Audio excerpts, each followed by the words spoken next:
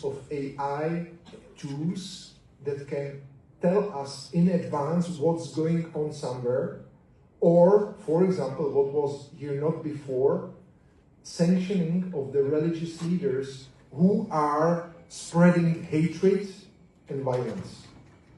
For me, it was a great sign of hope when Europe decided to make sanctions on Kirill, who is responsible for repeating the narratives of the Russian aggression against Ukraine.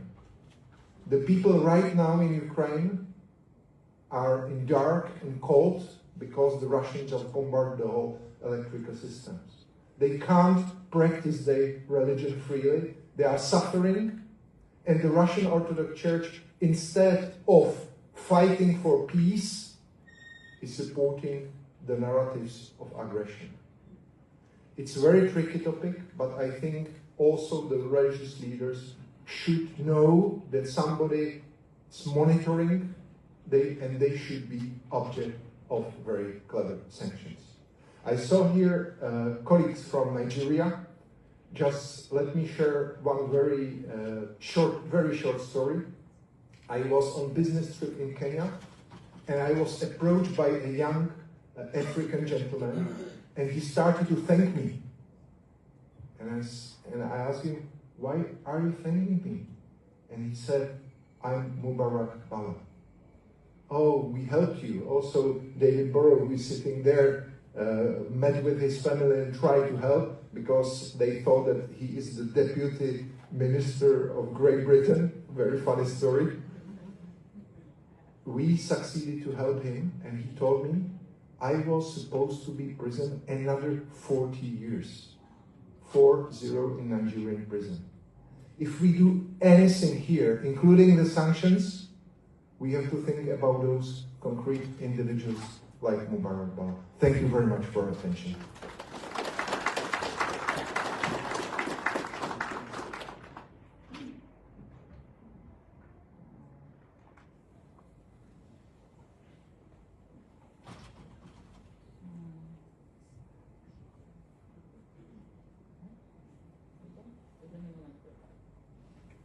Okay, now it's on the record again, so you can record.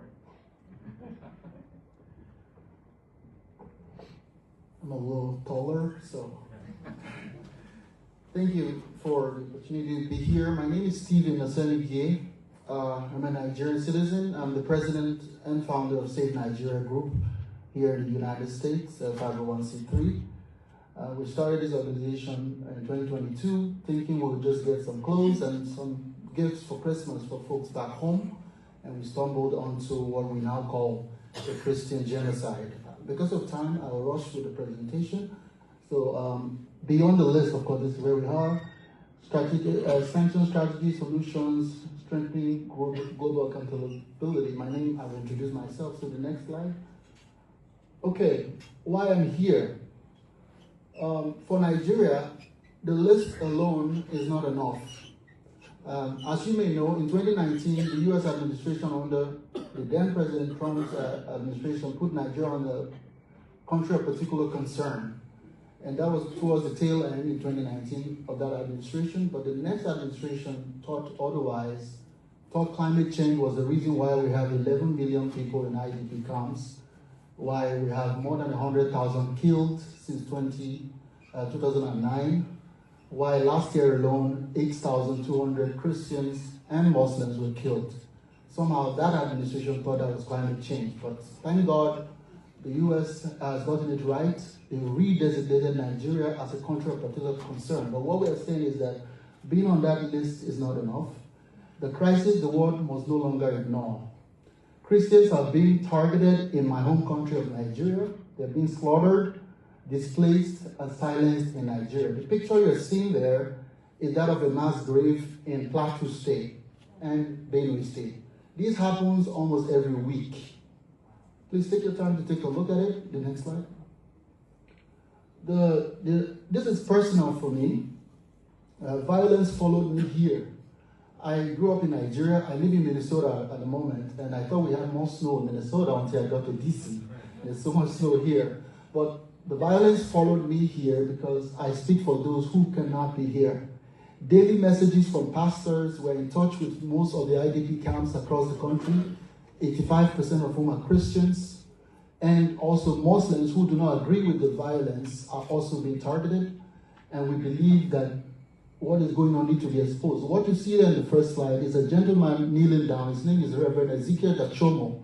And he made a viral video calling on President Trump and the United States because he himself has been doing mass burials in Nigeria's Middle Belt almost on a weekly basis. He did one last week, and he did another one the week before.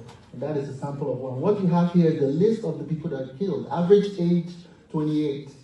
Young people, young men, mostly Christians, are being targeted in Nigeria. This slide. The story that still haunts me is the story of a little girl named Mariamu Ali. She was shot in the head at 8 years old by Boko Haram, and she was left for dead. They thought she will die, but somehow, miraculously, she survived. She had to live in a cave for over a month, eating leaves and water, hiding from the terrorists. And the story now is that she survived. She's a Christian, but she's in an IDP camp. What's an IDP camp? Internally displaced persons camp. She is currently 19. She's a Christian going to school, but still not able to go to Borno State. I'm writing a book on her, and the book will be out. So if you look at stevenasewige.org, you'll be able to pre-order that. That is separate from Saving Nigerian Work. It's my personal author book. The next one.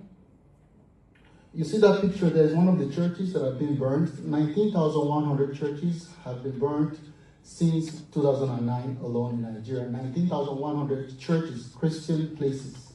That is the number. Then the picture you have here is on the 29th of December. Islamists went to a place in Adamawa, Nigeria, just while we were doing Christmas. And they burnt down 2 churches and 150 homes. And they asked the people to convert to Islam or die. So there are 2 choices: you convert or you die. So people that say this is not religious, maybe you have to ask them. The next slide. And the picture you see here, Nigeria is the deadliest place to be for Christians in the entire world. As a matter of fact, the numbers in Nigeria is higher than the rest of the world combined. So I want to thank all those that are beginning to show interest. But please, Nigeria is something that requires not just a list, we need actions. So because of time, these are the groups. We have the ISIS affiliates, we have the Boko Haram, but the most deadly in the middle belt of Nigeria is the Fulani ethnic militia. For some reason, the United States does not recognize that group as a terror group, but it's something that needs to be done. Because of time, I'll just go to the next one quickly. So we say that beyond the list, next slide. 1 second. Yes. Restoring deterrence. I just wanted to quickly say that the United States has started to do the right things. We are very grateful to the current administration, returning Nigeria to the list of particular concern. And also on Christmas Day, there was bombing of ISIS camp. But we are saying that whilst we're grateful for that very first step, we're calling on the United States government to finish the job. Next slide, the last one. The framework for action is already there. They just announced a US-Nigeria partnership. We are hoping that they can go after the terrorists who are now carrying out reprisals, because since the bombing on Christmas Day, more than 130 Christians and other folks have been killed. And lastly, 3 Sundays ago, 3 churches were attacked and 177 Christians were adopted. 3 Sundays ago in Kajuru of Kaduna. They are not back. They were captured while in service, and they are still not back. 3 Sundays ago. Think about that. Thank you.